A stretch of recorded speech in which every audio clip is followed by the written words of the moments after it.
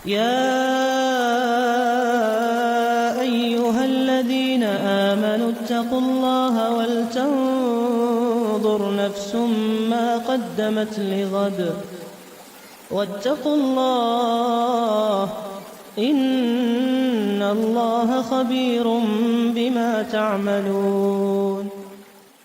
Bismillahirrahmanirrahim. Assalamualaikum warahmatullahi wabarakatuh.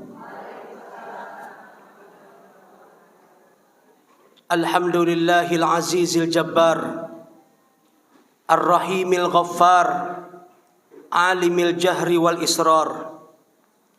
Ashhadu an la ilaha illallah syahadatan tunji qailaha min adzabin nar. Wa ashhadu anna Muhammadan abduhu wa rasuluhul mukhtar. Salatan daimatan baqiyatan baqa'al laili wan nahar. Wa ala alihil athhar wa sahabatihil abrar wa man tabi'ahum minal akhyar ila yaumin tataqallabu fihil qulubu wal absar. Faya ayyuhalladzina amanu taqullaha haqqa tuqatih wa la tamutunna illa wa antum muslimun. Allahumma inna nas'aluka ilman nafi'a wa rizqan tayyiba wa amalan mutaqabbala. Allahumma anfa'na bima 'allamtana wa 'allimna ma yanfa'una wa zidna ilma. Subhanaka la ilma lana illa ma 'allamtana innaka antal alimul hakim. Akhawati wal ummahat, a'azzakunallahu bil Islam. Alhamdulillah, puji syukur kita panjatkan kepada Allah Subhanahu wa taala atas segala limpahan nikmat dan karunia yang Allah curahkan dan Allah karuniakan kepada kita. Yang dengan kesempurnaan nikmat-nikmatnya kita bisa beraktivitas. Yang dengan kesempurnaan nikmat-nikmat darinya kita bisa terus menegakkan ibadah kepada Allah. Yang dengan kesempurnaan nikmat-nikmatnya kita bisa meluangkan waktu kita, melangkahkan kaki kita, mengayunkan tangan kita untuk kita duduk bersimpuh dalam majlis ilmu yang mulia ini, yang semoga ada ilmu bermanfaat yang bisa kita dapat dalam kajian ini sebagai bekal kita dalam mengarungi kehidupan, sebagai bekal kita dalam menegakkan ibadah kepada Allah Jalla wa Ala. Para akhwat fillah, tema kita adalah terkait tentang salah satu ancaman, yaitu berupa neraka, yang tidak tersembunyi bagi kita bahwa Allah Subhanahu wa taala mengutus Rasulnya Muhammad sallallahu alaihi wasallam kepada umat ini, kepada manusia ini dengan dua misi. Saya ulang, Allah taala mengutus nabinya Muhammad sallallahu alaihi wasallam dengan dua misi, basyira wa nadhira. Allah utus beliau untuk mengabarkan kepada manusia tentang kebaikan, untuk memberikan berita-berita kebaikan kepada manusia, memerintahkan manusia untuk melakukan amal-amal kebajikan dan ketaatan, yang dengan itu mereka akan mendapatkan berbagai macam kebaikan-kebaikan dari Allah, entah itu kebaikan dunia ataupun kebaikan akhirat. Itulah yang dimaksud dengan basyir, untuk memberikan berita-berita gembira, berita-berita yang membahagiakan manusia dengan amal saleh, dengan keutamaan-keutamaan dari sekian banyak amal-amal ketaatan, dan juga memberikan berita kepada manusia berupa surga dengan berbagai macam kenikmatan-kenikmatannya. Tujuan dari Nabi Sallallahu Alaihi Wasallam memberitakan kepada manusia berita-berita baik ini adalah agar mereka termotivasi, agar mereka terpacu untuk melakukan amal-amal kebaikan.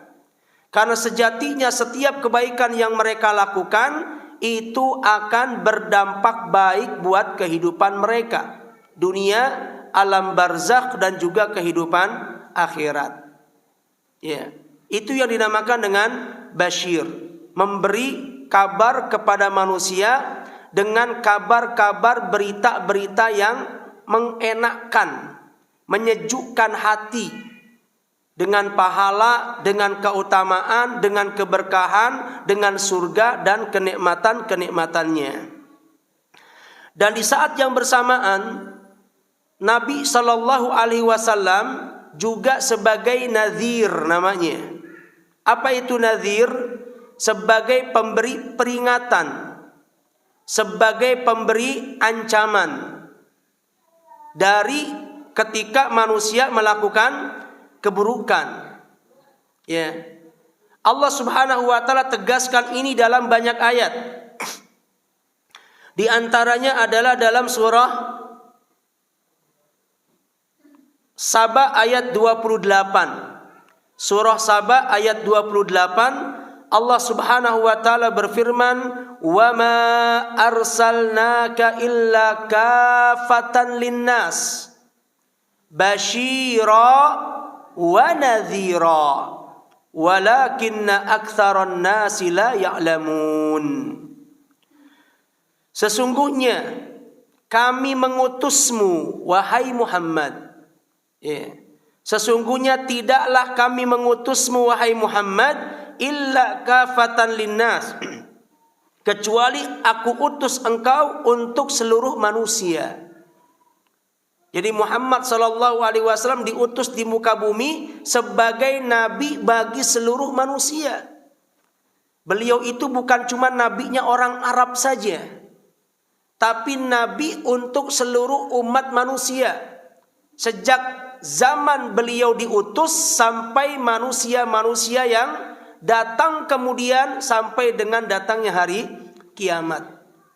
Di belahan bumi manapun dia hidup, apapun warna kulitnya, apapun bahasanya, maka Nabi diutus untuk mereka. Jadi Muhammad sallallahu alaihi wasallam adalah nabinya mereka-mereka yang hidup di Jazirah Arab. Beliau juga nabinya orang-orang yang hidup di benua Afrika, di benua Eropa, di benua Amerika, di benua Asia. Seluruh manusia itu nabinya adalah Muhammad sallallahu alaihi wasallam. Ya, maka ajaran beliau berlaku untuk seluruh umat manusia. Ya. Syariat yang beliau bawa itu berlaku untuk seluruh umat manusia, bukan cuman untuk orang Arab saja. Ya. Kebetulan beliau lahir dari suku Arab, tetapi kenabian beliau bukan hanya untuk orang Arab. Ya, tapi siapapun manusia yang hidup di masa tersebut dan juga setelahnya wajib menjadikan beliau sallallahu alaihi wasallam sebagai nabinya. Karena ayat ini menegaskan, tidaklah kami mengutusmu kecuali bagi seluruh manusia. Basyira wa nadhira. Kami utus engkau sebagai basyir. Apa itu basyir? Untuk membawakan berita-berita yang mengenakkan. Suruhlah manusia untuk melakukan kebaikan, sehingga dengan itu mereka akan mendapatkan banyak kebaikan. Itu namanya basyir.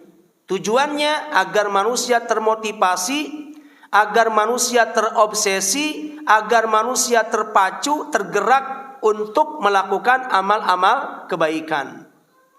Wa nadhira, dan kami juga mengutusmu wahai Muhammad sebagai pemberi ancaman.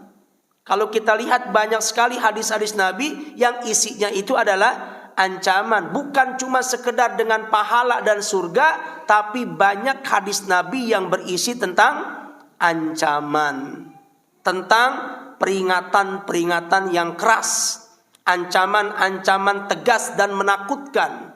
Ya, barang siapa yang melakukan keburukan ini, yang melakukan dosa ini, maka dia akan mendapatkan ancaman A, B, C dan begitu seterusnya. Jadi ada peringatan dan ancaman, ada juga himbauan-himbauan. Ya, itulah misi dari diutusnya Nabi sebagaimana yang Allah sebut di dalam surah Saba ayat 28. Kemudian di ayat yang lain Allah juga berfirman, Inna arsalnaka bil haqqi basyiran wa nadhira. Sesungguhnya kami mengutusmu wahai Muhammad bil haqq, dengan kebenaran. Allah yang menyatakan demikian. Kami mengutusmu dengan membawa agama yang benar. Kami mengutusmu dengan membawa syariat yang benar. Kami mengutusmu dengan membawa syariat-syariat dan ajaran yang benar. Dan ini prinsip kita. Ya, jika kita meyakini beliau sebagai nabi, maka di saat yang bersamaan kita juga wajib meyakini bahwa agama yang beliau bawa adalah agama yang benar. Syariat yang beliau ajarkan adalah syariat yang benar. Kita meyakini semua kebaikan dan kebenaran yang beliau bawa. Yang beliau bawa adalah apa? Agama Islam. Maka kita sebagai orang Islam wajib meyakini tentang kebenaran Islam. Bahkan kita wajib meyakini Islamlah satu-satunya agama yang benar. Satu-satunya agama yang diterima di sisi Allah. Inna dina indallahil Islam. Satu-satunya agama yang ada di sisi Allah cuma satu, yaitu agama Islam yang dibawa oleh Muhammad sallallahu alaihi wasallam dan juga dibawa oleh para nabi sebelumnya. Agama tauhid, agama penyerahan diri seorang hamba kepada Rabbnya Allah Azza wa Jalla. Ya, sehingga siapapun orang yang berupaya mencari agama selain Islam, maka dapat dipastikan agamanya tidak akan diterima oleh Allah. Karena agama selain Islam adalah agama kebatilan yang tidak mungkin diterima oleh Allah. Pemeluknya kelak akan menjadi orang-orang yang merugi. Allah tegaskan itu di dalam surah Ali Imran. Allah berfirman, "Wa may yabtaghi ghairal islami dina." Barang siapa yang mencari agama selain Islam. Perhatikan itu. Wa may yabtaghi ghairal islam dina. Barang siapa yang mencari agama selain Islam. Dia memeluk agama selain Islam. Dia meyakini agama selain Islam. Apa kata Allah? Falan yuqbala minhu. Maka agama itu tidak akan pernah diterima oleh Allah. Jelas sekali ayat itu. Bahkan Allah mengatakan dengan kalimat lan. Dalam bahasa Arab lan itu artinya tidak bakalan. Tidak bakalan diterima. Kapan tidak diterimanya? Sekarang, nanti, selama-lamanya nggak diterima. Itu konsekuensi dari kalimat lan. Ada dalam bahasa Arab itu ada huruf la, ada huruf lan. Maknanya sama-sama tidak. Cuman bedanya kalau la tidak, sekarang tidaknya. Besok mungkin iya, nanti mungkin bisa berubah jadi iya. Ya, itu makna la dalam bahasa Arab. Tapi kalau lan itu maknanya tidak, sampai kapanpun maknanya tetap tidak. Ya. Kalau saya bilang la asyrabul qahwah, saya tidak minum kopi. Ya. Kapan tidak minum kopinya? Ya sekarang. Hari ini saya nggak minum kopi. Besok mungkin aja saya minum. Pekan depan mungkin saya minum. Kenapa? Karena saya menggunakan kalimat la, tidak minum kopi sekarang.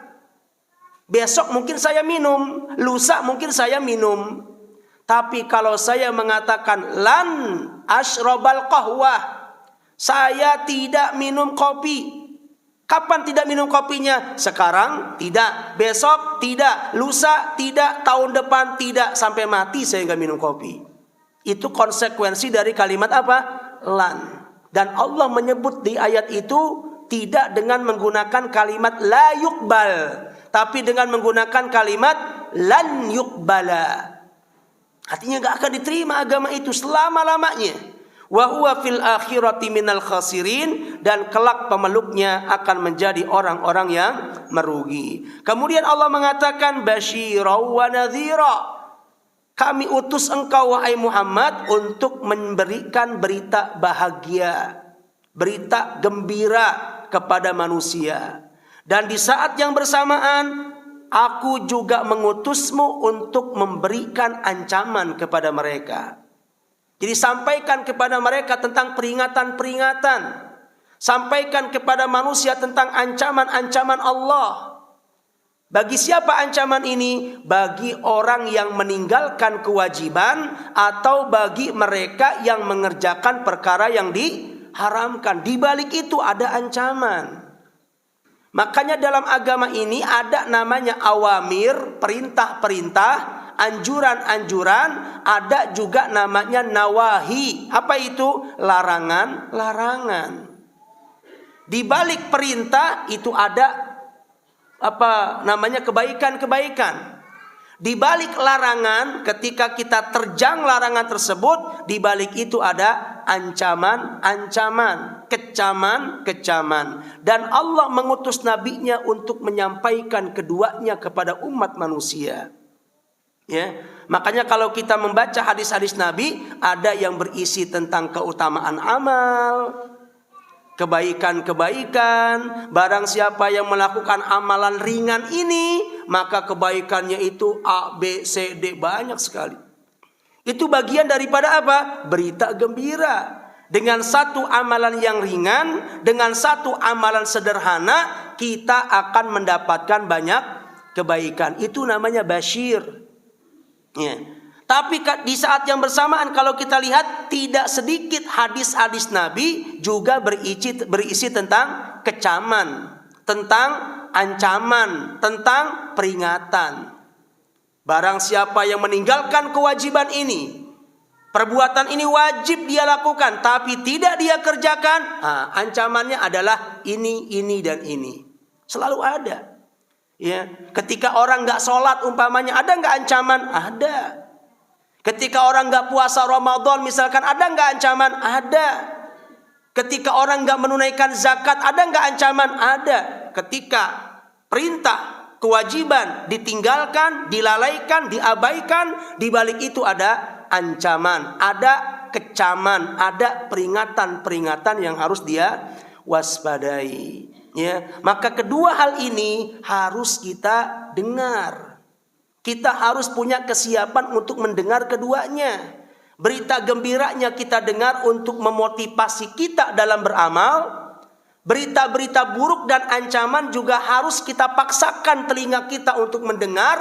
Agar apa? Agar muncul rasa takut di hati kita. Yang dengan itu kita akan menjadi orang yang berhati-hati dalam melakukan dosa, imma dengan meninggalkan kewajiban atau mengerjakan sesuatu yang diharamkan. Ya, kadang ada orang yang cuman maunya dengar kabar gembira saja. Kalau bicara tentang keutamaan amal, waduh, semangat dia ngajinya. Kenapa? Isinya adalah tentang kebaikan, isinya adalah tentang keutamaan amal, isinya adalah tentang surga dan kenikmatannya. Tapi kalau sudah bicara tentang ancaman, sudah bicara tentang peringatan, dia pun enggan untuk mendengarnya. Ya, kenapa? Karena itulah kerap kali ada ungkapan dikit-dikit kok nggak boleh, dikit-dikit kok haram, dikit-dikit kok azab, dikit-dikit kok neraka dan lain sebagainya. Sehingga dengan itu dia enggan mendengarkan peringatan. Ya. Kalau orang yang seperti ini, ya, cuman punya kesiapan mendengarkan berita gembira saja, tapi dia tidak mau mendengarkan peringatan-peringatan dan ancaman, nanti apa efeknya? Dia rajin melakukan kebaikan, tapi karena dia tidak mendengar ayat-ayat dan hadis-hadis tentang ancaman, akhirnya dia menjadi orang yang meremehkan dosa. Gak ada rasa takut. Ya. Kalau orang gak punya rasa takut, kira-kira bakal selamat atau tidak? Tidak akan selamat, sekalipun dia melakukan kebaikan. Ya. Jadi pentingnya seseorang itu untuk mendengar berita-berita yang tidak mengenakkan, peringatan dan ancaman berupa dosa, berupa siksa, berupa ancaman buruk, berupa neraka dan sebagainya, untuk menumbuhkan rasa takut di hati. Ketika sudah ada rasa takut di hati kita di dunia, maka nanti di akhirat kita akan menjadi orang-orang yang aman dari rasa takut. Nggak akan lagi ada ketakutan di akhirat. Kenapa? Karena takutnya sudah di dunia. Perhatikan firman Allah Subhanahu wa taala di dalam hadis kursi. Ya. Dalam hadis kursi Allah mengatakan apa? La ajma'u li abdi khaufaini wa amanaini. Aku tidak akan mengumpulkan pada hambaku 2 rasa takut dan 2 rasa aman. Perhatikan ini. Aku tidak mengumpulkan pada hambaku 2 rasa takut, 2 rasa aman. Apa maksudnya? Dijelaskan oleh Nabi, oleh Allah Subhanahu wa taala dalam hadis kursi. Allah mengatakan, "Fa in khafani fid dunya." Barang siapa yang merasa takut kepadaku di dunia, di hatinya itu sudah diliputi rasa takut di dunia ini. Takut apa? Takut sama Allah. Takut apa? Takut kalau melakukan dosa. Takut apa? Takut azab Allah, takut siksa Allah, takut neraka Allah. Sehingga dengan itu dia takut kalau meninggalkan kewajiban. Sehingga dengan itu dia takut kalau melakukan sesuatu yang diharamkan. Kenapa? Di hatinya sudah dihinggapi rasa takut. Yang dengan adanya rasa takut di hati inilah yang akan membuat dia mengerem diri dari melakukan dosa. Kalau mau berbuat dosa, berpikir berulang 1000 kali. Ya. Kenapa? Dihinggapi hatinya oleh rasa takut. Kalau toh ternyata dia tetap berjerumus, dia udah takut, tapi kemudian godaan syaitan begitu kuat, dorongan syahwat melakukan keburukan semakin kuat, ya, dia terjerumus dalam perbuatan dosa. Karena adanya rasa takut, apa yang dia lakukan setelah melakukan dosa? Dia segera istighfar kepada Allah. Dia segera bertaubat dan kembali kepada Allah. Dia mengiba kepada Allah, memohon kepada Allah, ya Allah, aku mohon ampun atas dosa yang aku lakukan. Aku minta agar engkau tidak menghukumku, tidak mengazabku atas dosa-dosa yang tadi aku kerjakan. Dia mengiba kepada Allah, meminta itu kepada Allah. Disebabkan dasarnya apa tadi? Adanya rasa takut. Ya. Jadi tanda indikator orang punya rasa takut di hati, kalau berbuat dosa itu berpikir. Kalau mau meninggalkan kewajiban itu berpikir beribu-ribu kali. Kalau toh ternyata dia melakukan dosa, yang namanya manusia ya pasti sedikit banyaknya dia akan tergelincir dalam kesalahan. Nah, orang yang takut ketika dia melakukan kesalahan, dia segera istighfar, minta ampun kepada Allah, mohon kepada Allah agar Allah tidak menghukumnya, tidak mengazabnya atas dosa yang pernah dia lakukan. Ini pun bagian dari adanya rasa takut. Apa kata Allah? Orang yang punya rasa takut kepadaku di dunia, khafani fid dunya, amintuhu yaumal qiyamah, maka nanti di hari kiamat aku akan berikan kepadanya rasa aman. Nanti saat dia menjalani kehidupan di akhirat nggak ada rasa takut, dia aman, ya, karena rasa takutnya sudah di dunia. Ketika nanti di akhirat dia akan menjadi orang-orang yang aman, tidak ada lagi rasa takut. Karena nggak mungkin ada orang yang sudah takut di dunia nanti ketakutan lagi di akhirat, nggak mungkin. Itulah yang Allah katakan, aku tidak mengumpulkan 2 rasa takut pada hambaku. Sudahlah dia takut kepadaku di dunia, nanti dia diliputi lagi dengan ketakutan di akhirat, itu nggak mungkin.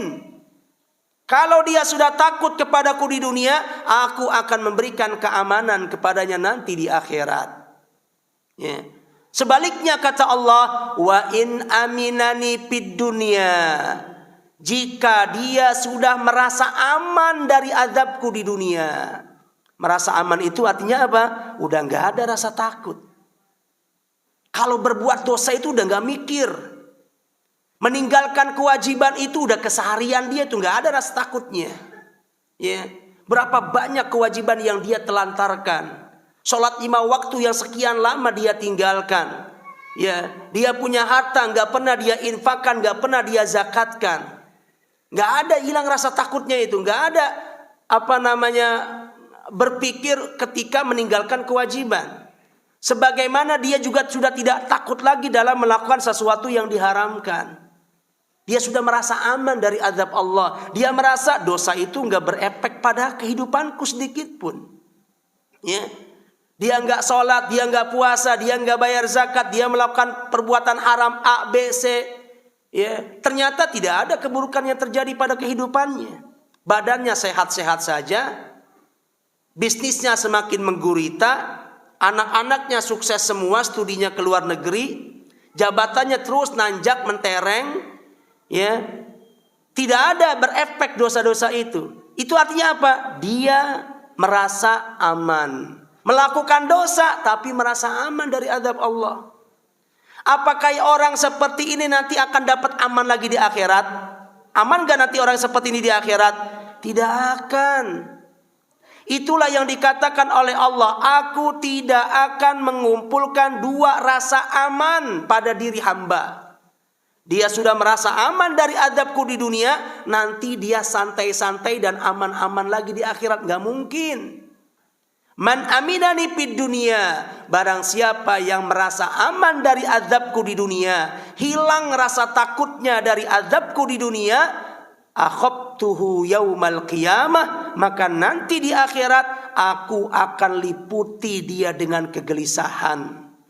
Aku akan liputi dia dengan ketakutan-ketakutan.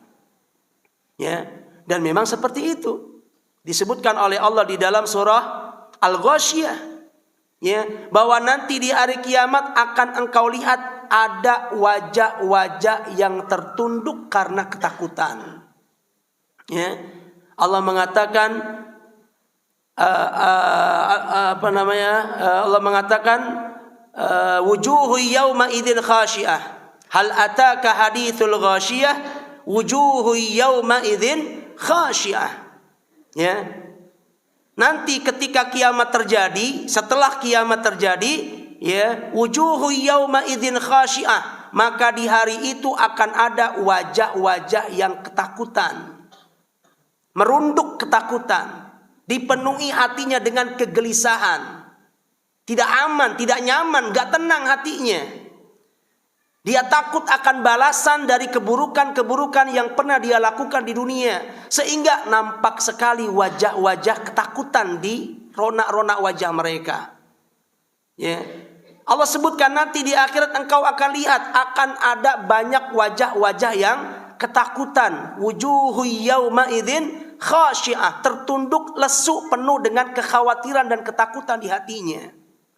Siapa kira-kira mereka? Mereka adalah orang-orang yang dulu waktu di dunia tidak punya rasa takut. Kenapa dia nggak punya rasa takut? Pertama, karena nggak pernah ngaji tentang ayat-ayat ancaman. Ya, yang dia baca cuman ayat-ayat ya atau hadis-hadis yang terkait dengan berita gembira, dan dia merasa itu dia udah lakukan, umpamanya. Ya. Sehingga ketika itu dia sudah merasa di zona aman, sudah banyak amalnya. Akhirnya dia nggak mikir kalau melakukan perbuatan dosa. Hilang rasa takutnya. Orang yang hilang rasa takut di dunia, akhobtuhu yaumal qiyamah, Allah mengatakan akan aku penuhi hatinya dengan rasa ketakutan nanti di hari kiamat. Kita tinggal pilih mau punya takut di mana. Ya. Kalau kita nggak punya rasa takut di dunia, Allah akan hinggapi rasa takut di hati kita di akhirat. Tapi kalau di dunia sudah ada rasa takut di hati kita, maka Allah akan memberikan keamanan dan kenyamanan buat kita di akhirat. Maka sudah barang tentu inilah yang kita pilih. Kita ingin dalam hidup ini bersemi rasa takut di hati kita. Ya. Dan rasa takut itu akan muncul dengan belajar, menuntut ilmu. Makanya Imam Ahmad mengatakan al-ilmu khasyatullah. Pokok dari ilmu adalah menumbuhkan rasa takut kepada Allah. Apalagi kalau kemudian dia sering mengkaji ayat-ayat, hadis-hadis yang terkait dengan apa? Dengan ancaman dan kecaman. Ya. Akhwati fillah a'azzakumullah. Peringatan dan ancaman dalam agama itu banyak. Ya. Ketika seseorang diancam mendapatkan kehidupan yang sempit, itu berita baik atau berita buruk? Berita buruk. Isinya janji manis atau ancaman kalau seperti itu? Jelas ancaman. Ketika Anda melakukan perbuatan ini, Allah akan memberikan kesempitan dalam hidup. Hidupnya susah. hidupnya merana. Itu pun bagian daripada apa? Dari kecaman, dari ancaman dan peringatan. Ada sebagian dosa-dosa yang kalau dilakukan akan membuat orang hidupnya gelisah, akan membuat orang hidupnya merasa sempit. Apa contohnya? Ketika dia berpaling dari peringatan Allah. Sebagaimana yang Allah sebutkan di dalam surat Thaha, "Waman a'rada an dzikri." Barang siapa yang berpaling dari peringatanku, enggak mau mendengar ayat-ayat Allah, enggak mau ngaji, enggak ada kesiapan telinga untuk mendengar peringatan-peringatan yang disampaikan oleh Allah di dalam Al-Qur'an melalui ya tentu para asatidzah, para duat dan sebagainya. Berpaling, enggak ada waktu buat mendengarkan peringatan Allah, enggak ada waktu untuk mengkaji hadis-hadis Rasulullah. Padahal kajian tentang hadis, tentang tafsir atau kajian-kajian sunnah yang disampaikan di sana, qala Allah, qala Rasul, diselenggarakan di tempatnya. Tapi tidak ada waktu dan kesempatan untuk hadir, untuk mendengar peringatan tersebut. Males, enggan, berpaling. Apa kata Allah? Fa inna lahu ma'isyatan donka. Maka dia akan terancam mendapatkan satu kehidupan yang sempit, penuh dengan kegelisahan. Ya, itu juga bagian adalah ancaman. Ya, atau ancaman juga bisa berupa hilangnya keberkahan, keberkahan umur, keberkahan keluarga, keberkahan harta dicabut. Itu juga kecaman itu. Harusnya ketika ada satu perbuatan dosa yang ketika dilakukan Allah akan menghukum dengan cara mencabut keberkahan dari hidupnya. Dia harus hati-hati dari perbuatan dosa tersebut. Ya.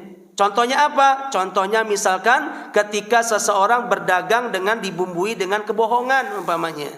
Cuma sekedar untuk melariskan dagangan. Maka apa yang terjadi? Yang seperti ini Allah akan cabut keberkahan pada hartanya. Ya, seperti juga orang yang melakukan transaksi riba misalkan, ya, maka Allah akan cabut keberkahan harta dan tentu saja keberkahan dari usaha. Itu pun bagian daripada bentuk ancaman. Itu di dunia.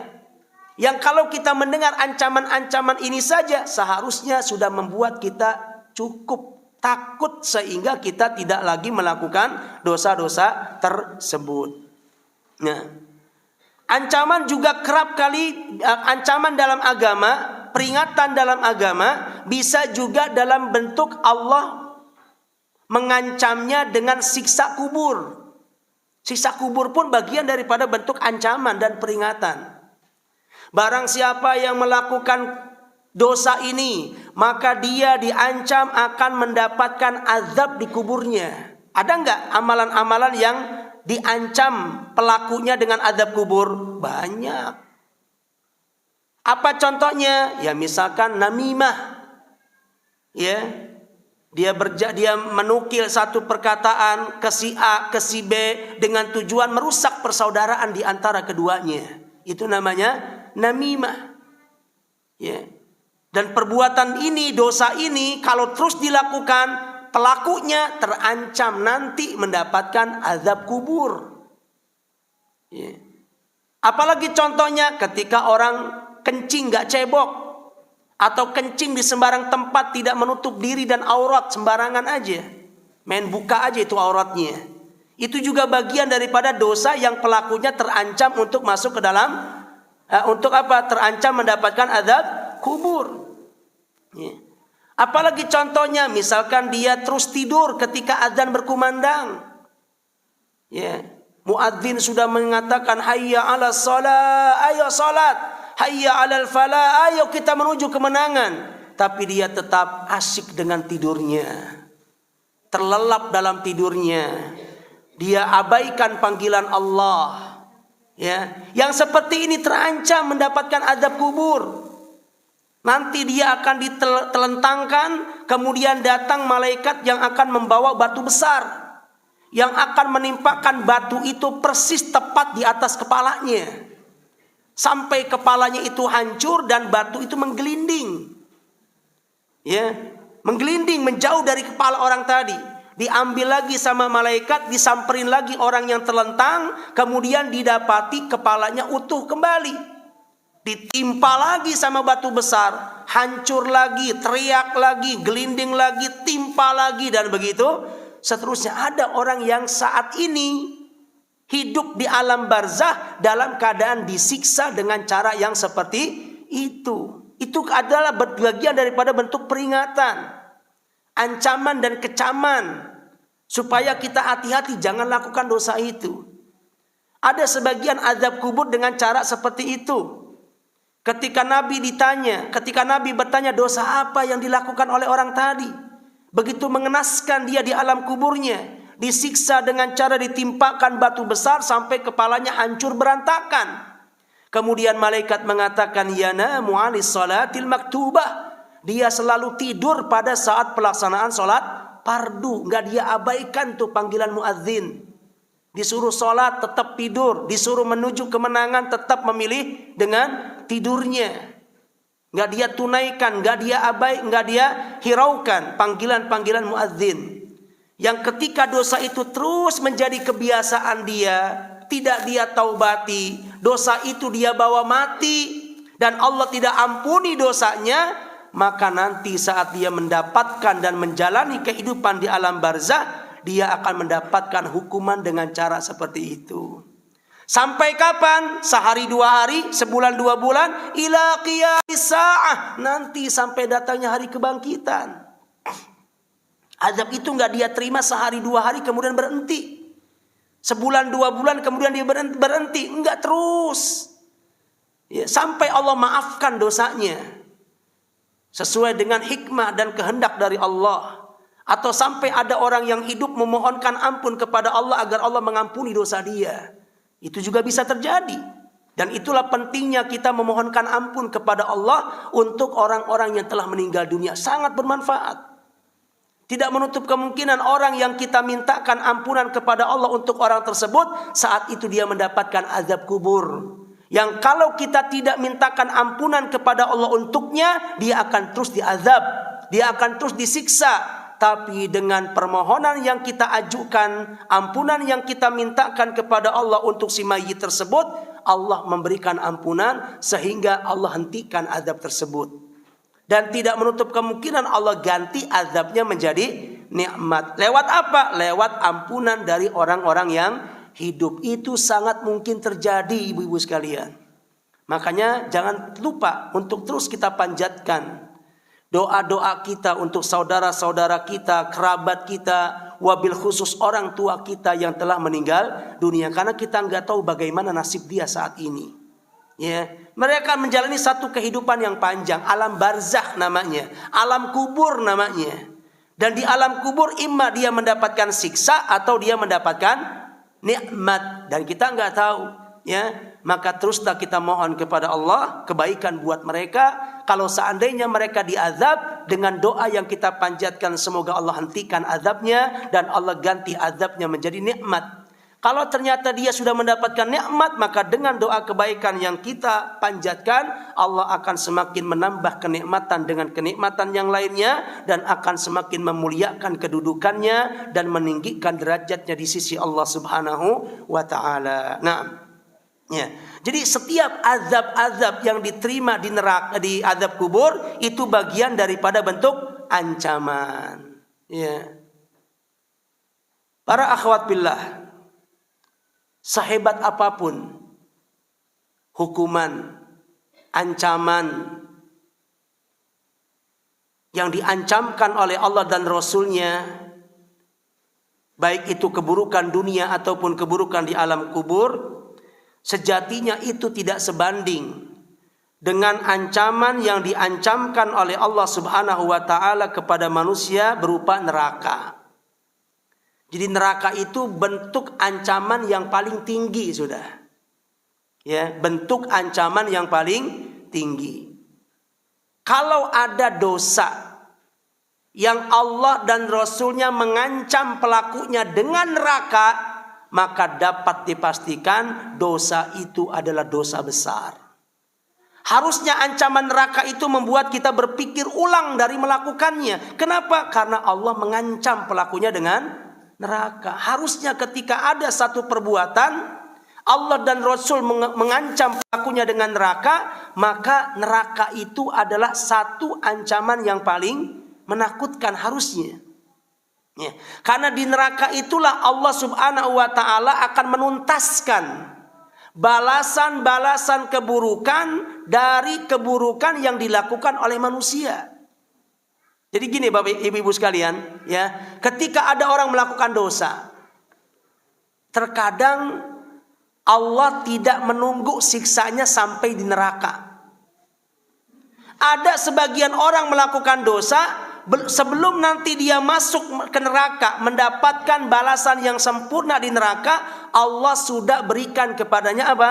Hukuman sebelum itu. Entah hukuman dunia ataupun hukuman di alam akhirat. Sebagian dosa ada yang kayak gitu. Ya, nggak nunggu azabnya itu di neraka. Tapi ketika dia masih di dunia, Allah sudah timpakan mereka dengan azab tersebut. Ya, sebagaimana yang Allah sebutkan di dalam surah Al-Ankabut ayat 40. Perhatikan umat sekalian, surah Al-Ankabut ayat 40. Di ayat ini Allah menceritakan betapa Allah pernah menghukum sebagian manusia di dunia.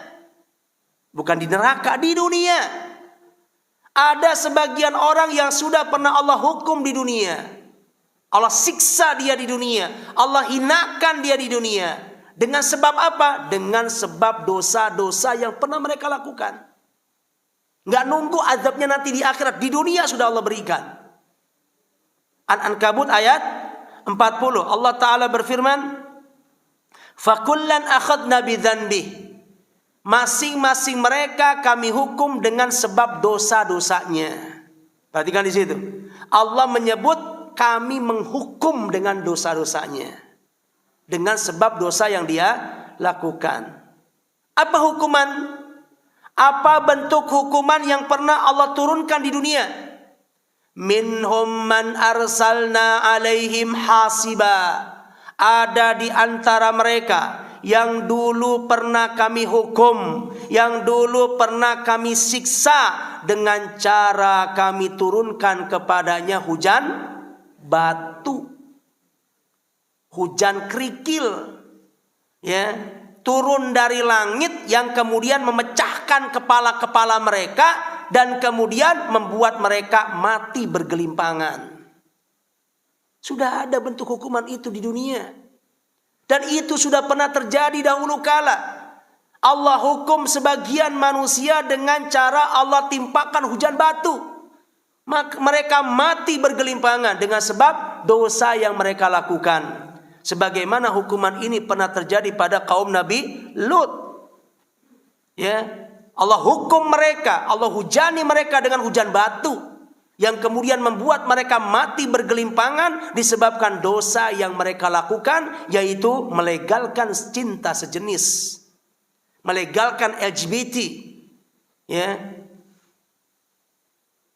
Apalagi contohnya, wa minhum man akhadat usayhah. Ada di antara mereka yang pernah kami hukum dulu di dunia dengan cara Allah kirim mereka halilintar yang menyambar. Petir-petir yang memekikkan telinga-telinga mereka. Yang kemudian lagi-lagi mereka pun mati bergelimpangan.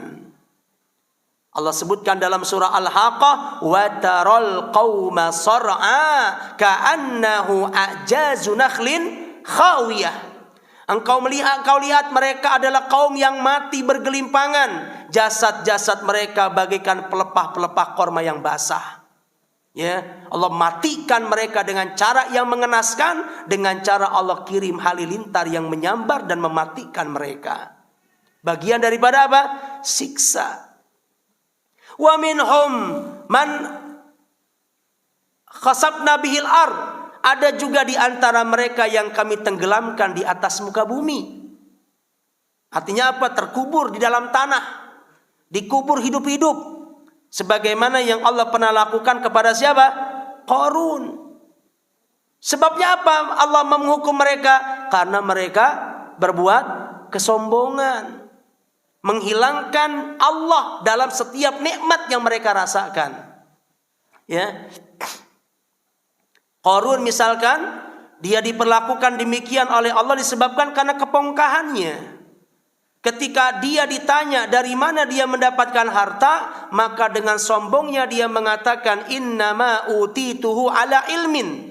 Aku bisa mendapatkan harta yang melimpah ruah kayak gini karena kehebatanku, karena kepintaranku, karena kejeniusanku, karena keuletanku dan kelihayanku dalam berbisnis, dalam berniaga, maka aku dapatkan harta ini. Dia hilangkan Allah sebagai mun'im. Dia hilangkan peran Allah sebagai sang pemberi nikmat. Maka rupanya ucapan inilah yang kemudian mengundang murka Allah. Fakhasabna bihi wa bidarihil ard. Kami tenggelamkan Qarun, dia dan juga kekayaan-kekayaan yang dia banggakan. Ya, ada sebagian orang yang pernah Allah hukum dengan cara seperti itu. Wa minhum man aghraqna. Ada juga sebagian kaum yang kami hukum dengan cara kami tenggelamkan, kami kirim banjir, ya, sebagaimana yang pernah Allah perlakukan kepada kaumnya siapa? Nuh. Kenapa Allah hukum mereka? Karena tindakan mereka yang sangat kurang ajar sama utusan Allah. Ya. Nabi Nuh dengan penuh kasih sayang, siang malam ngajak kaumnya untuk kembali kepada Allah, kembali kepada agama tauhid. Meninggalkan Wadda, Suwa, Yagus, Ya'uq, sesembahan yang mereka sembah selain Allah. Ya, diminta oleh Nuh untuk mereka tinggalkan dan mereka kembali hanya beribadah kepada Allah saja. Dan itu dilakukan oleh Nuh siang dan malam. Inni da'autu qaumi laila wa nahara falam yazidhum du'ai illa firara. Ya, sesungguhnya aku mendakwahi kaumku untuk kembali kepada agama tauhid. Laila wa nahara, siang malam itu didakwahkan. Tapi tahukah kita apa yang diberlakukan, yang dilakukan oleh kaum Nabi Nuh saat nabinya menyampaikan peringatan itu kepada mereka? Allah sebutkan, ja'alu asabi'ahum fi adhanihim. Mereka masukkan jari-jari mereka ke telinga-telinga mereka. Tanda apa ini? Tanda tidak mau mendengar. Ya Allah, Nabi Allah diperlakukan kayak gitu. Seakan-akan mereka mengatakan, kamu ngomong apa sih? Ayo ngomong, ngomong sesukamu. Kemudian dia tutup telinganya. Tidak mau mendengar ucapan nabinya. Ya. Ini tentu dosa yang membuat Allah geram, Allah murka. Lantas kemudian sebelum nanti Allah mengancam mereka dengan api neraka di akhirat, ya, Allah sudah hukum mereka di dunia dengan cara Allah turunkan apa? Banjir yang melanda. Yang tidak ada satupun tempat berlindung kecuali perahu yang Allah perintahkan Nuh untuk membuatnya. Ya, kita kalau ngelihat kejadian tsunami aja itu udah luar biasa kengeriannya. Padahal kita cuma ngelihatnya dari YouTube. Mendengar suara gemuruh air yang datang aja udah menggetarkan hati kita. Padahal kita bukan pelaku sejarahnya, kita nggak mengalami kejadian yang sebenarnya. Cuma dengar dari YouTube, airnya udah menakutkan. Lantas bagaimana mereka yang langsung mengalami kejadian itu? Dapat dipastikan saat kejadian itu terjadi, seluruh manusia diliputi oleh rasa takut. Ya. Tapi sedahsyat-dahsyatnya kejadian tsunami misalkan, masih banyak tempat untuk berlindung. Sehingga kejadiannya dahsyat tapi banyak kita dapati orang masih selamat. Kenapa? Masih ada tempat berlindung. Kita nggak tahu bagaimana kejadian banjir yang ada di zaman kaum Nabi Nuh. Saat itu nggak ada lagi tempat untuk berlindung. Hatta gunung nggak bisa jadi tempat berlindung. Ya, makanya ketika Nuh ngajak anaknya, apa kata Nabi Nuh? Ya bunayyar kam ma'ana. Wahai anakku, ayo naik bersama kami. Naik ke perahu ini agar kau selamat. Wala takum ma'al kafirin. Jangan kau ngikuti orang-orang kafir. Jangan kau bersama orang-orang kafir. Ayo naik. Dipanggil anaknya untuk segera beriman dan naik ke perahunya. Apa kata anaknya? Ya, sa'awi ila jabalin ya'simuni minal ma'. Tidak bapak, saya nggak mau beriman. Saya nggak mau ikut bapak. Saya akan naik ke gunung. Gunung itu akan menyelamatkan aku dari banjir ini. Maka Kan'an pun naik ke atas gunung yang paling tinggi. Ya. Padahal bapaknya sudah peringatkan, la asimal yauma li amrillahi illa man rahim.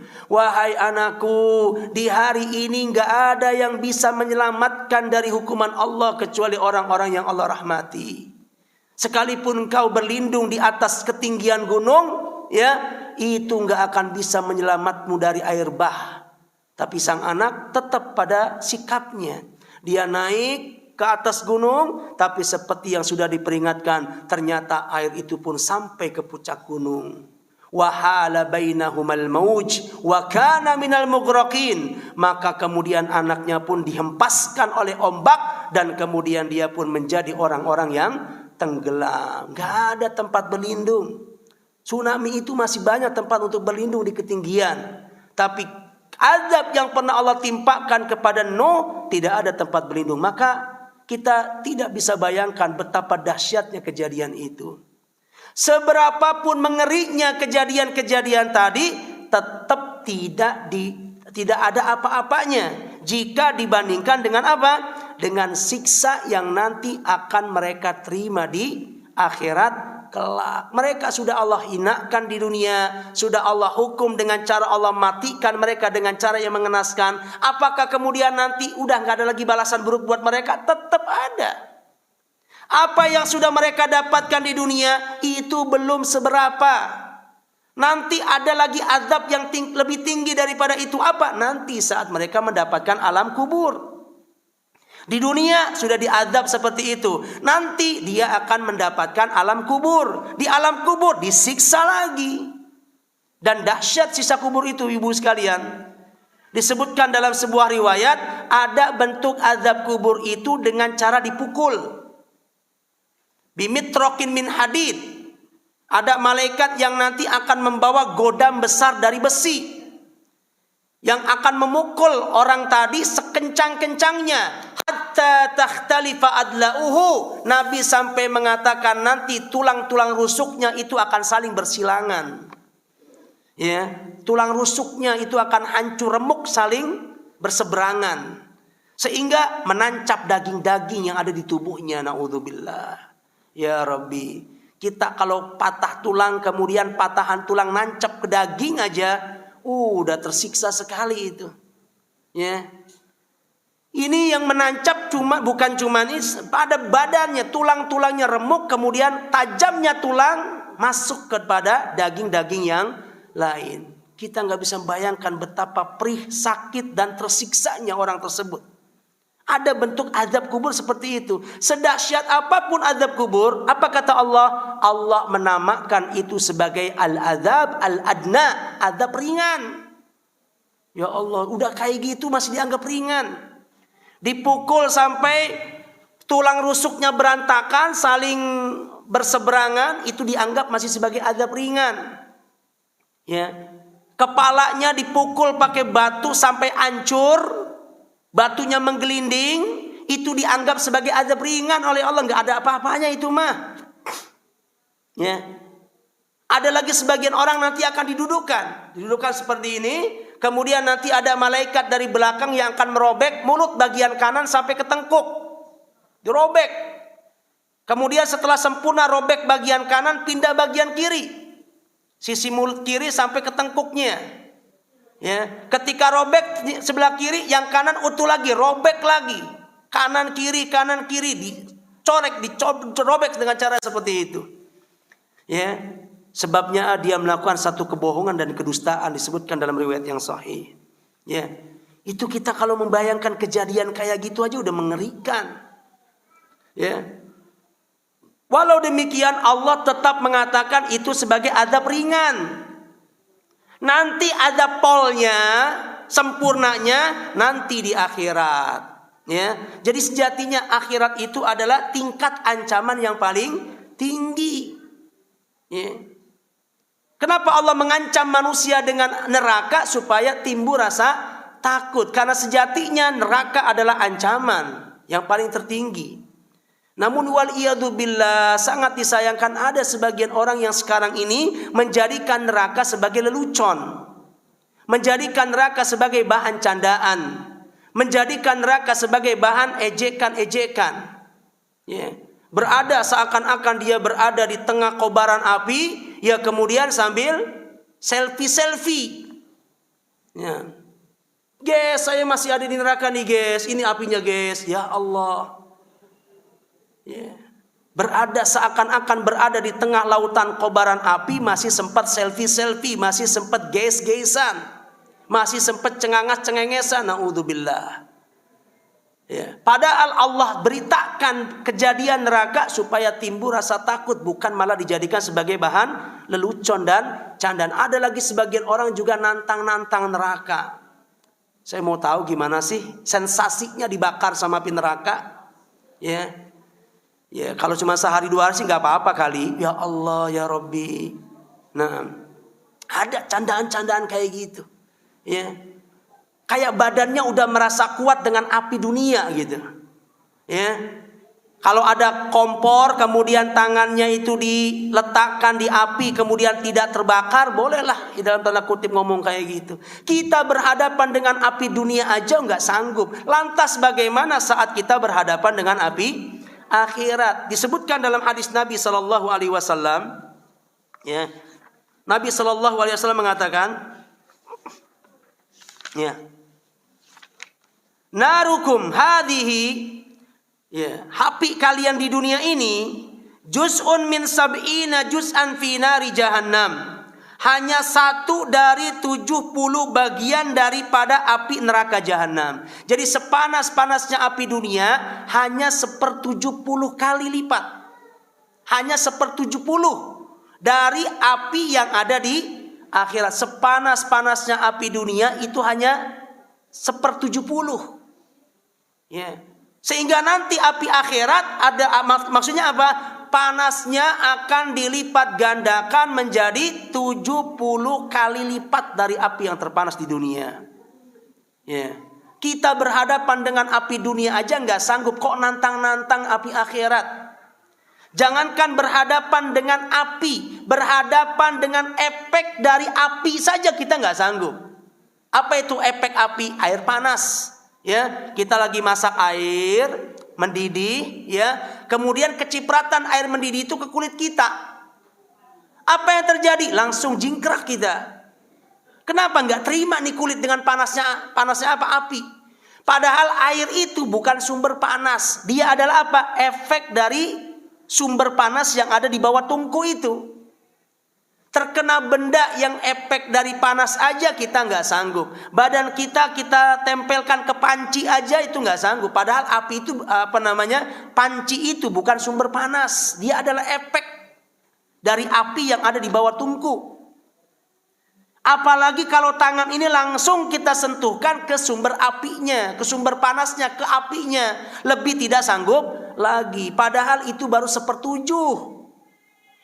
Ya, gimana nanti ketika dilipat gandakan jadi 70 kali lipat. Ya. Para akhwat fillah, disebutkan pula dalam ayat ya surah Al-Ghasyiyah, ya Allah menceritakan tentang bagaimana keadaan orang-orang yang disiksa oleh Allah Subhanahu wa taala di neraka. Allah mengatakan amilatun nasibah. Ya. Al-hataka hadithul ghashiyah wujuhu yawma idzin khashi'ah amilatun nasibah. Coba dicek apa terjemahannya amilatun nasibah. Apa terjemahannya? Ya, dia akan dipaksa bekerja dengan satu pekerjaan yang melelahkan. Jadi penghuni neraka itu nggak bersantai-santai, nggak duduk manis lonjoran kaki, bersantai-santai bersandar-sandar di ditelek-telek dinding-dinding, tidak. Itu mah ahli surga tuh. Muttaqiina 'alal araik, mereka bertelekkan dipan-dipan yang indah, itu penghuni surga. Iya, mereka bersandar, bertelekan, uncang-uncang kaki, selonjoran, itu penghuni surga. Tapi penghuni neraka amilatun nasibah, dia akan dipaksa kerja keras dengan satu pekerjaan yang melelahkan, meletihkan, menyakitkan. Apa maksudnya? Disebutkan oleh para ulama bahwa nanti di antara siksa yang akan didapat oleh penghuni neraka, itu nanti dia akan dipaksa untuk menaiki tebing yang tinggi. Yang tebing itu licin dan panas. Bahkan ketika pertama kali telapak tangannya menyentuh dinding tebing, itu sampai kulitnya itu hancur. Karena saking panas. Tapi setelah hancur, tumbuh lagi, panas lagi dia rasakan. Sudah panas, licin. Tapi dia nggak boleh menyerah, dipaksa terus naik, harus sampai ke atas. Maka dengan bersusah payah sekalipun panas, sekalipun licin, dengan penuh kelelahan, keletihan, kecapean, akhirnya dia sampai pada puncak tebing tadi. Ya, kalau setelah bercapek-capek, berlelah-lelah, berletih-letih, sampai ke tujuan, sampai ke puncak, dia dikasih medali, enak. Seperti para atlet kan gitu kan? Bercapek-capek dulu, bertarung dulu, spike dulu, ya pekter dulu, ya. Kemudian setelah dia capek, lelah, letih, dia mendapatkan tujuannya, datang penghargaan. Dikalungi medali emas umpamanya. Dia mendapatkan trofi misalkan, ya. Apa yang terjadi? Akan hilang tuh rasa capek. Capek yang tadi dia rasakan ketika dia mendapatkan penghargaan, medali dan hadiah, hilang. Tapi perhatikan penghuni neraka. Setelah dia bercapek-capek, bersusah payah mendaki tebing yang panas dan licin sampai ke puncak, sesampainya di sana Allah perintahkan mereka untuk menerjunkan dirinya dari ketinggian. Suruh turun lagi. Nanti ketika sudah sampai lagi, bawah lagi, disuruh manjat lagi dan begitu seterusnya. Itulah yang dimaksud dengan amilatun nasibah. Ada bentuk siksa neraka dengan cara seperti itu. Dibuat orang surga penghuni neraka itu kecapean, keletihan. Karena capek, lelah dan letih biasanya aus. Ya gitu kan? Kita kan di dunia kayak gitu juga, ya. Ketika capek, lelah, letih, efeknya apa? Haus. Kalau haus pengennya apa? Minum. Maka begitu pula mereka. Ya, ketika capek, lelah, letih, dipaksa kerja keras oleh Allah, membuat tercekik leher-leher mereka, dahaga mereka, sehingga akhirnya mereka minum, haus gitu kan, dan mereka minum. Diberi minum nggak sama Allah? Diberi. Ya, Allah sebutkan di dalam surah Muhammad, wasuku, mereka pun diberikan minum. Minumnya apa? Ma'an hamima, air yang mendidih, air yang panas. Faqatta'a am'a'ahum, maka ketika air itu masuk ke dalam perutnya, air itu pun memotong-motong usus-usus perutnya. Ya Allah, sekalinya dapat minum, dapat air yang seperti itu. Bukan menghilangkan dahaga, malah merusak apa yang ada di dalam isi perutnya. Terputus-putus, terpotong-potong itu ususnya, dengan sebab air panas yang harus mereka minum. Begitu kondisi yang Allah ceritakan tentang neraka. Mau mengalami seperti ini walau sehari saja?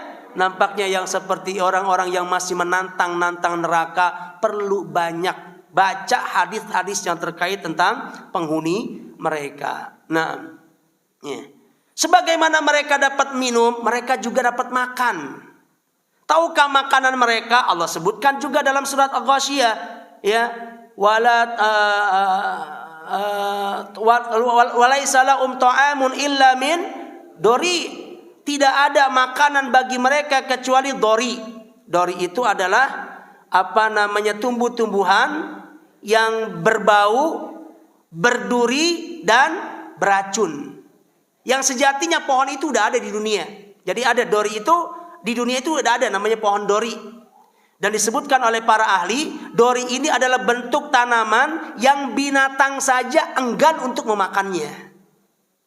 Ya, binatang saja enggan untuk memakannya. Kenapa? Karena tahu itu adalah pohon yang penuh dengan duri dan beracun. Yang konon katanya ketika ada binatang makan dori tanpa disengaja, apa yang terjadi akan membuat binatang ini sakit-sakitan. Ya, yang akan membuat badan binatang ini akan terus kurus, menyusut, sakit-sakitan, kemudian akan mati. Efek apa? Efek karena dia nelen pohon namanya dori. Karena itu beracun, sangat terasa terhadap melemahkan kekuatan manusia, binatang, siapapun yang memakannya. Ya, itu dori.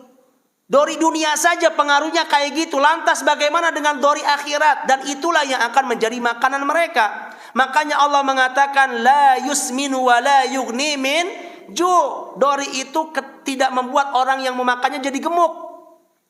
Tidak membuat orang yang makannya itu jadi kenyang. Malah yang timbul adalah rasa sakit. Orang itu kan kalau minum bawaannya enak, seger gitu kan. Tapi penghuni neraka ketika dia minum malah semakin bertambah sakit, semakin malah menambah siksa. Ya. Orang ketika lapar kemudian makan, oh nikmat sekali makanan itu, momen-momen untuk orang menikmati kenikmatan. Ya. Tetapi bagi para penghuni neraka sejatinya makan itu adalah bagian daripada siksa yang harus mereka jalani. Ya. Dia harus makan makanan yang beracun dan berduri. Ya. Sehingga dalam ayat disebutkan wa ta'aman dza ghussah. Karena dia berduri, maka apa yang terjadi? Itu akan menyumbat apa? Kerongkongan. Allah sebutkan itu di dalam surah Al-Muzammil kan? Ya, wa ta'aman dza ghussah. Nanti makanan-makanan yang akan dimakan oleh penghuni neraka, dza ghussah, adalah makanan yang akan menyumbat kerongkongannya. Kita biasa bayangkan tuh kalau lagi makan tersumbat kerongkongan. Ya. Kita ketika ada duri kecil dari ikan yang kita makan, misalkan ya, menancap di bagian kecil dari kerongkongan kita, itu tersiksanya luar biasa. Lantas bagaimana kalau ternyata makanan menyumbat keseluruhan kerongkongan kita? Itu menjadi siksa tersendiri, ya. Dan begitu seterusnya. Ya, jadi makanannya bisa berupa dori. Dalam riwayat yang lain makanannya ada menu lain selain dori, yaitu apa? Zakum. Allah sebutkan demikian. Zakum namanya. Nah, Nabi SAW pernah menyebutkan apa? Seandainya tetesan zakum. Jadi zakum itu kalau diperes dia akan netes, ya. Jadi tetesan zakum itu kalau menetes di dunia, bocor umpamanya langit sana, bocor ke tetesan zakum. Maka kata Nabi SAW, tetesan zakum ketika dia menetes ke dunia ini akan mampu melululantahkan isi dunia. Ya. Seandainya lau anna qatratan minaz zakum, seandainya tetesan zakum ini menetes di dunia, la afsada ma fiha, dia akan merusak seluruh isi dunia ini. Fa kaifa biman yakunu ta'amuhu, lantas bagaimana jika zakum itu akan menjadi makanan bagi para penghuni neraka, yang tetesannya saja bisa merusak dunia dan seisinya, lantas bagaimana ketika zakum itu masuk ke dalam perut kita, gimana jadinya itu perut, ya. Dan itulah apa yang Allah Subhanahu wa taala sebutkan tentang keadaan mereka. Sebagai terakhir Allah Subhanahu wa taala juga menyebutkan, ya, yursal ilaihil buka, bahwa nanti akan diutus tangisan kepada para penghuni neraka. Karena kerasnya siksa api neraka, kerasnya azab yang mereka terima, mereka nangis. Ya, nangis ini kan memang ada tangis bahagia, ada tangis ya menahan duka, itu kan ada, ya. Tapi jelas tangisan ini adalah tangisan karena merana. Orang itu kan kalau sudah pada puncak kesedihan, dia akan menangis, ya. Berada pada puncak penderitaan, dia akan menangis. Termasuk juga penghuni neraka disebutkan yursal ilaihil buka, akan diutus tangisan kepada mereka, menunjukkan bahwa nanti penghuni neraka itu mereka juga akan bisa menangis. Ya. Tangisan pertama adalah tangisan air mata seperti halnya manusia biasa. Sampai kemudian karena derayan air matanya itu sangat keras, sehingga apa? Akhirnya air matanya itu mengering. Sehingga air matanya pun berubah menjadi air mata darah, ya. Yang kemudian air mata darah itu mengalir begitu derasnya sampai Nabi SAW mengatakan, seandainya diletakkan perahu di derayan air mata darah penghuni neraka, lajarat, niscaya perahu itu akan bisa berlayar. Ya Rabbi, ya. Itulah kondisi-kondisi, Ya. Dan yang namanya azab neraka itu semakin hari bukan semakin ringan. Kalau azab dunia kan gitu kan karakternya. Kalau kita misalkan mukul orang 100 kali atau kita dipukul sama orang 100 kali. Kira-kira pukulan yang paling sakit itu pukulan yang keberapa? Ya biasanya sih yang pertama kan. Ya, kenapa? Karena di pertama, kedua sampai 10 pertama lah. Atau 20 pukulan pertama orang yang memukul masih dalam keadaan kuat. Sehingga biasanya pukulan pertama, kedua, ketiga, 11 sampai 20 itu pasti keras. Selebihnya yang ke-30-an, ke-40-an semakin lembek, semakin lembek, semakin lembek. Udah 60 ke atas ya mungkin cuma nempel doang tuh kayu sama badan. Nggak ada rasa sakit. Ya. Semakin ke hari biasanya hukuman itu akan semakin ringan. Tapi tidak dengan karakteristik azab di neraka. Justru semakin hari semakin lama azab yang diterima akan semakin keras. Akan semakin berat. Akan selalu ada aja tipe-tipe azab yang baru yang akan mereka terima. Yang sakitnya lebih besar, lebih sakit daripada azab kemarin. Azab yang diterima hari ini akan lebih sakit dari kemarin. Ya, azab yang akan diterima sekarang besok akan lebih sakit daripada sekarang. Besok lebih sakit lagi, lusa lebih sakit lagi. Jadi semakin hari azab itu akan semakin bertambah.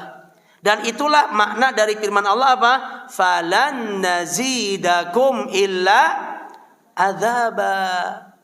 Kami tidak menambah kalian kecuali azab. Disebutkan oleh para ulama. Apa makna ayat ini? Falan nazidakum illa adzaba. Maksudnya adalah bahwa azab neraka itu semakin hari akan semakin bertambah, bukan semakin berkurang. Enggak sama, apalagi berkurang, malah semakin menjadi-jadi. Makanya para penghuni neraka setelah mereka tahu kok azab semakin lama semakin hebat, bukan semakin ringan, maka mereka minta kepada para penjaga neraka supaya Allah apa? Meringankan. Perhatikan itu, ya. Setelah mereka tahu bahwa azab semakin hari bukan semakin ringan, malah semakin menjadi-jadi, maka mereka minta kepada penjaga neraka supaya apa? Supaya Allah meringankan azab buat mereka walau 1 hari saja. Baik, sebagai penutup, perhatikan ibu-ibu sekalian, firman Allah dalam surah, saya lupa nama suratnya, yukhaffif anna minal azab. Sebagai penutup ini saya sampaikan. Ghafir ayat 49. Perhatikan, Ghafir ayat 49 sebagai penutup. Wa qala alladziina fin nari li khazanati jahannam.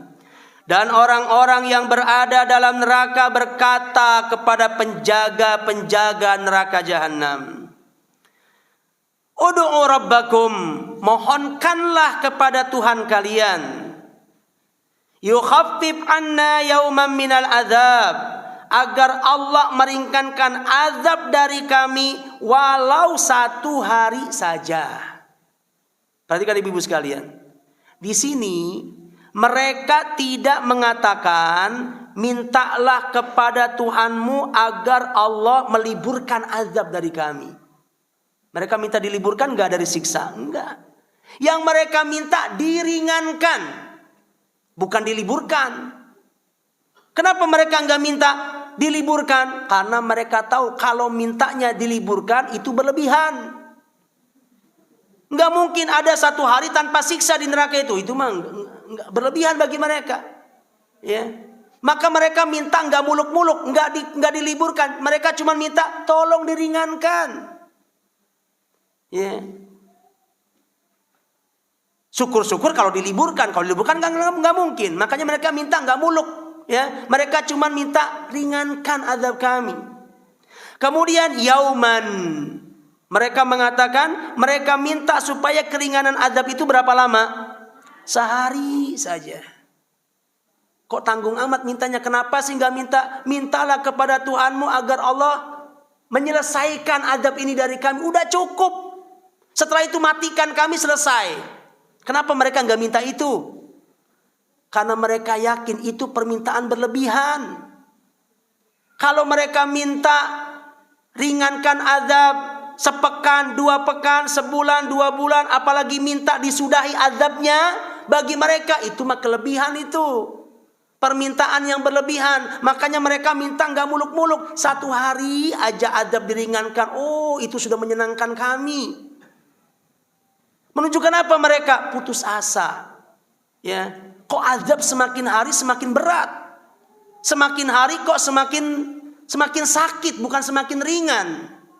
Maka mereka pun minta kepada penghuni neraka, tolonglah sampaikan kepada Tuhan kalian, ya, supaya meringankan azab ini dari kami. Dan kami mintanya diringankan gak sebulan, gak sepekan. Kami minta 1 hari aja, itu udah membahagiakan kami.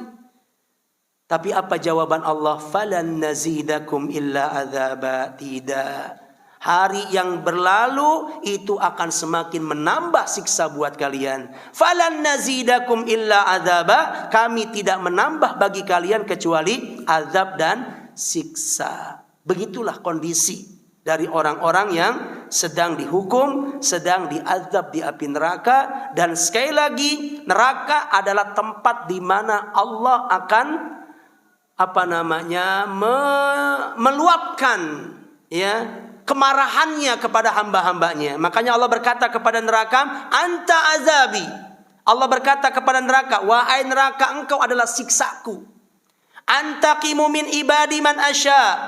Ya, aku akan menyiksa hambaku yang aku kehendaki dengan perantaramu, wahai neraka. Disitulah penghuni neraka akan mendapatkan balasan yang sempurna dari dosa dan keburukan yang mereka lakukan di dunia. Walaupun terkadang sekali lagi azab dan siksa sudah Allah berikan kadang di dunia. Tapi sehebat apapun siksa yang pernah Allah berikan di dunia, siksa yang pernah Allah berikan di azab kubur, sejatinya itu tidak sebanding dengan siksa yang nanti akan mereka rasa saat mereka berada di dalam neraka.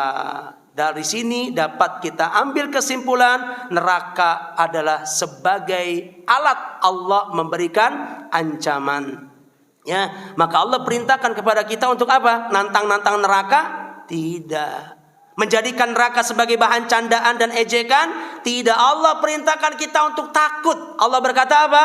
Fattaqun nar. Takutlah kalian kepada neraka. Karena di nerakalah aku akan memberikan balasan yang sempurna, keburukan yang sempurna dari setiap dosa yang kau lakukan. Maka ketika aku mengancammu dengan neraka, takutlah dengan neraka, bukan malah sebaliknya menjadikan sebagai bahan candaan, lelucon, ya. Karena sejatinya ketika orang menjadikan neraka sebagai lelucon dan candaan, dia telah melakukan istihza namanya, ya. Bentuk apa? Pelecehan, ejekan terhadap Allah. Bagaimana mungkin ancaman Allah dianggap sebagai candaan? Itu sudah bentuk kekurang ajaran kepada Sang Pencipta, sebagai bentuk apa? Istihza, ya, bentuk lelucon, mengejek kepada Sang Pencipta. Nas'alullah as-salamata wal afiyah. Semoga yang melakukan demikian segera bertaubat kepada Allah, memperbaiki diri, dan dia menjadikan neraka sebagai sarana dia untuk segera bertaubat kepada Allah dari setiap dosa yang dia lakukan. Wassallallahu ala nabiyyina Muhammadin wa alihi wa sahbihi wasallam. Ya, sebagai penutup kami sampaikan satu pertanyaan yang dipertanyakan oleh salah seorang jamaah.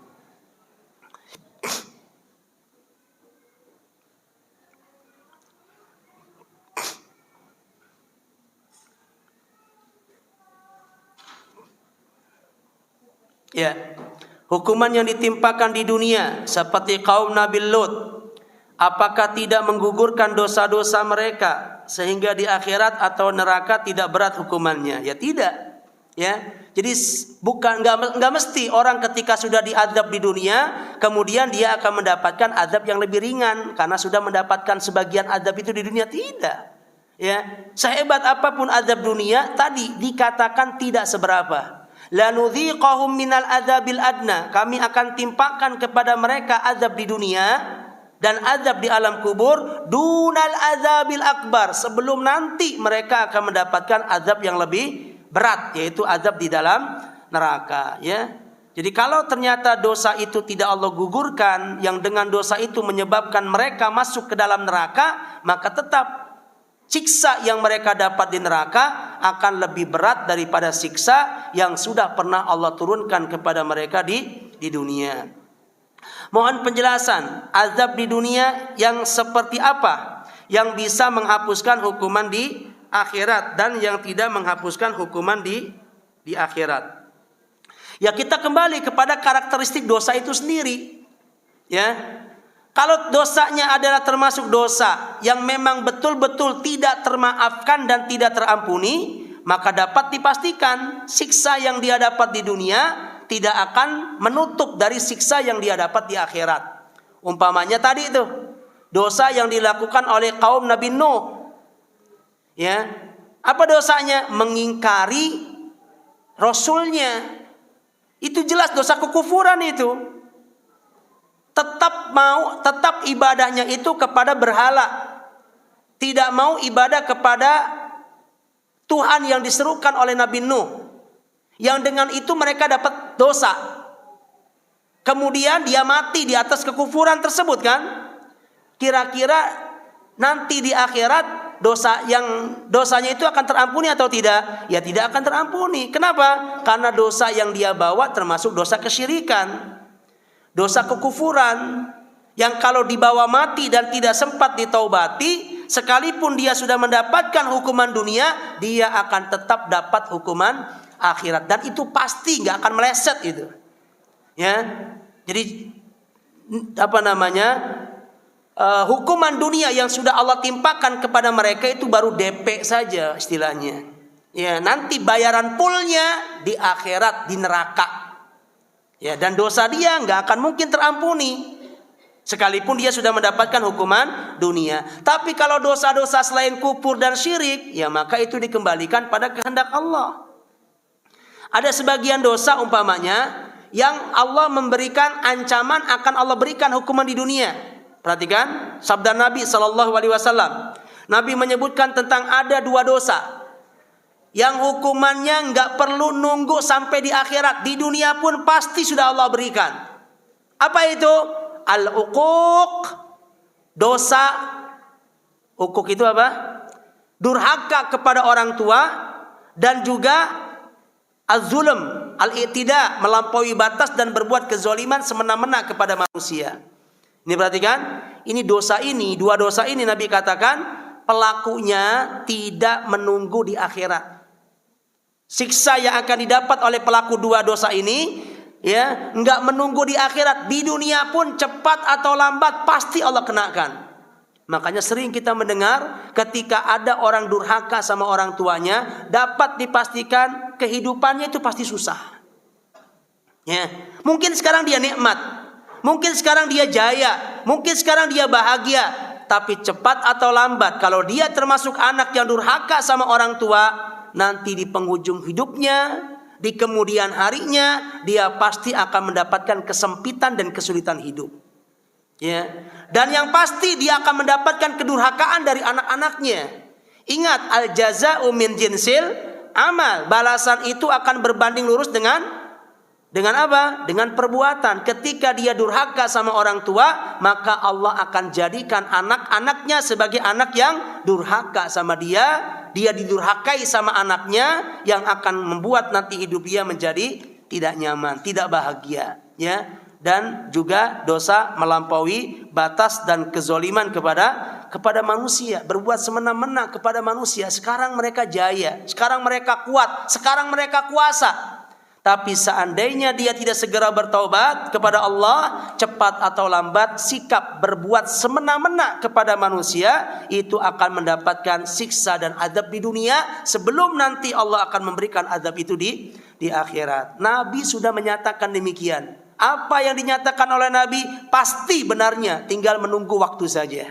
Maka hati-hati kita dari 2 dosa ini, yaitu dosa durhaka sama orang tua dan sikap bersewenang-wenang, berbuat semena-mena, melakukan kezaliman terhadap manusia. Ini dosa, pelakunya ini pasti disiksa oleh Allah. Nggak nunggu di akhirat, di dunia cepat atau lambat pasti Allah akan timpakan kepada mereka. Lihat saja nanti orang yang melakukan perbuatan ini bagaimana dari hasil perjalanan hidupnya, pasti akan dipenuhi dengan berbagai macam kesulitan-kesulitan di dalam hidup. Sekalipun nampaknya bahagia, tapi dapat dipastikan akan tertekan dan tidak mendapatkan kenyamanan dalam hidup. Nah, terakhir barangkali ini sudah jam 11.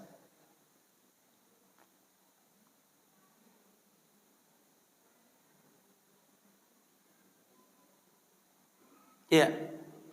Ancaman yang telah terjadi dahulu sangat dahsyat. Untuk akhir zaman sekarang yang perbuatan dosa sudah sangat banyak, belum ada azab yang terjadi sedahsyat dahulu. Apa hikmah yang dapat kita ambil? Ya, apa hikmah yang apa hikmahnya kita manusia di akhir zaman? Nah, ya jadi kita kembali. Ya, Allah Subhanahu wa taala berfirman apa? Lau yu'akhidun nasa bima kasabu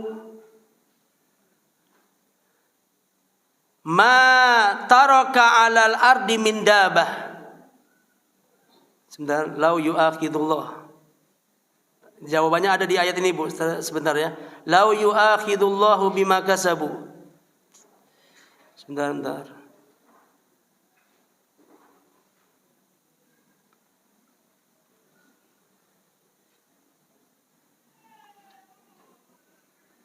Ya.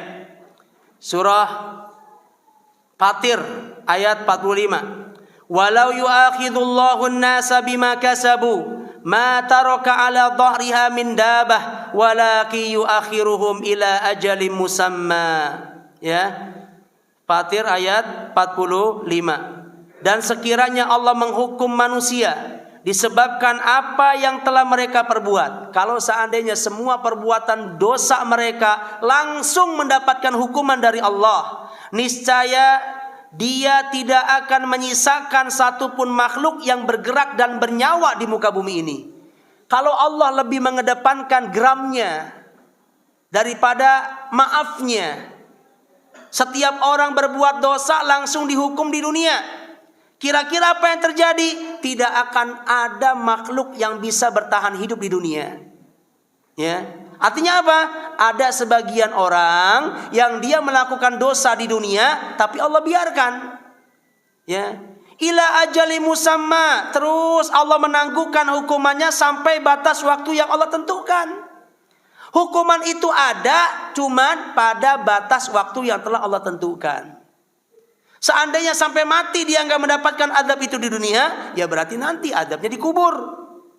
Ya, dan juga nanti di akhirat nggak akan pernah ada satu dosa yang dibiarkan oleh Allah tidak mendapatkan hukuman. Pasti Allah hukum. Bisa disegerakan, bisa juga ditunda sampai batas waktu yang telah Allah tentukan. Sebab kalau setiap orang berdosa langsung dihukum oleh Allah, Allah lebih mengedepankan dendamnya daripada maafnya, habis kita ini. Nggak ada yang tersisa di atas muka bumi kalau setiap pendosa langsung mendapatkan hukuman. Tapi Allah itu tadi, wa ya'fu an katsir. Allah banyak memaafkan. Maka ketika kita melihat banyak orang melakukan dosa, belum disiksa, belum diturunkan azab, Allah masih menunggu kesadaran dari orang tadi. Allah masih memaafkan. Allah masih menunggu taubat dari orang tadi. Yang jelas kalau seperti itu terus tidak dia taubati, hukuman itu cepat atau lambat pasti akan tiba. Kalau sampai mati dia nggak mendapatkan azab dunia, berarti nanti azabnya tinggal menunggu di alam kubur. Itu lebih berat sebenarnya. Ya, sudah dapat di alam kubur, nanti lagi tambah di akhirat lebih berat lagi. Intinya tidak ada satupun orang-orang yang Allah biarkan dengan kezaliman. Sehingga ulama mengatakan apa? Innallaha yumhil wala yuhmil. Ini perhatikan. Allah yumhil wala yuhmil. Allah itu cuma menunda saja. Tapi Allah tidak lengah. Allah enggak lalai. Allah enggak lupa atas kesalahan yang dilakukan oleh manusia. Maka ketika kita melihat ada orang zolimnya luar biasa, jahatnya luar biasa, tapi kok hidupnya tenang aja, apa Allah lupa sama dosa orang ini? Kok Allah enggak hukum sih dia? Kok Allah enggak binasakan dia? Kok Allah enggak kirim dia sakit yang membinasakan? Allah lupa kali sama dosa orang ini. Allah lalai kali dari memberikan hukuman sama orang ini. kita tidak boleh mengatakan demikian. Allah tidak lalai, Allah hanya menunda. Cepat atau lambat hukuman itu pasti akan diterima oleh orang tadi. Cepat atau lambat. Kalau enggak di dunia, hukuman itu nanti akan Allah gandakan di alam kuburnya dan juga nanti di alam akhiratnya. Ini ayatnya. Yuakhiruhum ila ajali musamma. Allah menunda azab tersebut, Allah tunda hukuman tersebut sampai batas waktu yang telah Allah tetapkan. Wallahu taala alam bisawab. Ini yang dapat kami sampaikan. Mohon maaf atas segala kekurangan yang ada. Semoga dari kajian yang tersampaikan Allah Subhanahu wa taala tumbuhkan di hati kita rasa takut dari melakukan dosa, rasa takut dari mengabaikan kewajiban, yang dengan itu akan mengerem diri kita dari hal-hal yang tidak dicintai dan diridhoi oleh Allah, agar ketika rasa takut ini ada pada kita di dunia, Allah berikan kepada kita kebaikan dan kenyamanan di akhirat. Amin ya rabbal alamin. Demikian, wassallallahu ala nabiyyina Muhammadin wa ala alihi wa sahbihi wasallam. Subhanakallahumma wa bihamdik, asyhadu an la ilaha illa anta, astaghfiruka wa atubu ilaik. Wassalamualaikum warahmatullahi wabarakatuh.